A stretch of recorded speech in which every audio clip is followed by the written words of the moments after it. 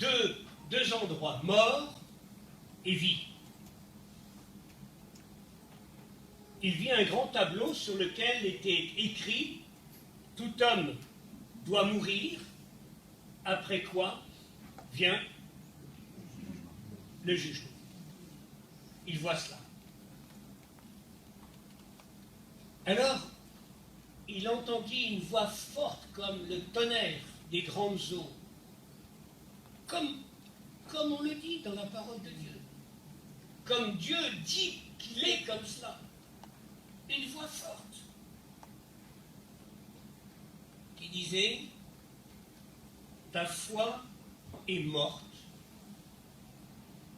Ce que tu as fait est vain et inutile. Ta vie était religieuse. Je rejette ta vie comme une abomination. Penses-tu que je vais t'accepter ainsi, comme un pharisien? Des millions vivent comme toi. » Howard Pittman, à ce moment-là, a dit « À qui parles-tu, Seigneur Jésus? Ce que tu dis là ne me concerne pas. Je ne suis pas un chrétien tiède. Est-ce de moi que tu parles, Seigneur? » Et le Seigneur Jésus s'est tu. Puis Howard Pittman ajouta « Mais Seigneur, j'ai prêché à tous ces enfants. J'en ai pris soin, je les ai reçus à la maison. Et j'ai fait, et il a raconté au Seigneur tout ce qu'il avait fait, les bonnes choses. Et Jésus s'est tu. Alors, Howard Pittman a insisté en disant « Est-ce de moi que tu parles, Seigneur? Est-ce que tu ne te trompes pas ?»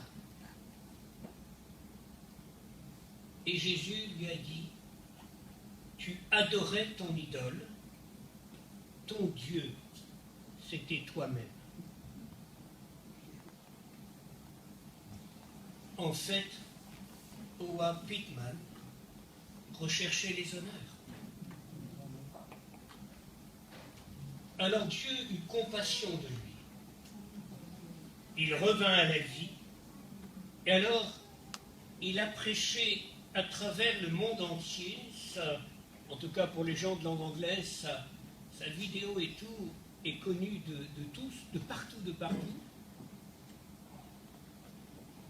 Et il a dit, et sa prédication c'est « Ne cherchez pas votre honneur. Ne cherchez pas à paraître. Jésus doit être à la première place. Nous devons tout faire pour lui plaire, pour sa gloire.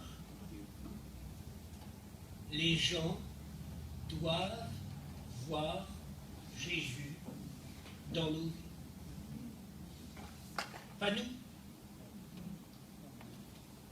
Très dangereux pour un prédicateur. Quand on vient lui dire « Tu as bien parlé ». Dangereux. Et beaucoup de prédicateurs n'y résistent pas. Se disent que quand même, ils ont peut-être quelque chose, un don particulier. Malheur à nous, quand nous témoignons aux autres et nous pensons que nous avons été quelqu'un. Et merci Seigneur, quand le Seigneur nous rabaisse, et peut-être est obligé de mettre une épreuve devant nous, parce qu'on a relevé la tête. Alors que notre vie entière fait dire, Seigneur, je ne suis pas capable. Je ne vaux rien, je ne suis rien. Sans ta grâce. Que notre ministère soit ainsi.